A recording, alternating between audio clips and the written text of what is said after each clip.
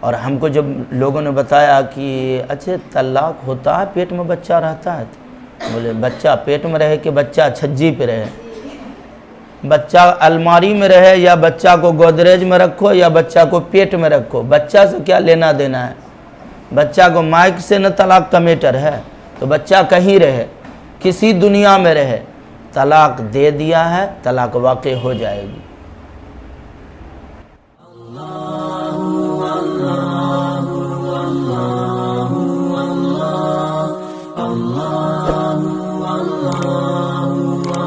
جو پریگننٹ عورت کو اگر وہ طلاق دیتا ہے نا تو کہتا پریگننٹ عورت کو طلاق نہیں پڑتا ہے۔ حاملہ عورت یعنی اپنی بیوی اگر اس کی حمل سے ہے، پیٹ میں بچہ ہے، اور اس پیریڈ میں اگر وائف کو طلاق دیا ہے تو جاہل لوگوں میں یہ بات اب پھیل گئی ہے کیا کہ اس طلاق کا اعتبار نہیں ہوگا کیونکہ پیٹ میں جو بچہ ہے۔ بتاؤ شریعت سے کتنا یہ جاہل لوگ کھلواڑ کر رہے ہیں، حالانکہ اسلام میں ہے تم چاہے ناپاکی کے حالت میں ہو، چاہے پاکی کے حالت میں ہو، چاہے وضو سے ہو، چاہے استنجا خانہ میں بیٹھے ہو، چاہے نماز پڑھ رہے ہو، طلاق دے دیا تو طلاق پڑ گیا۔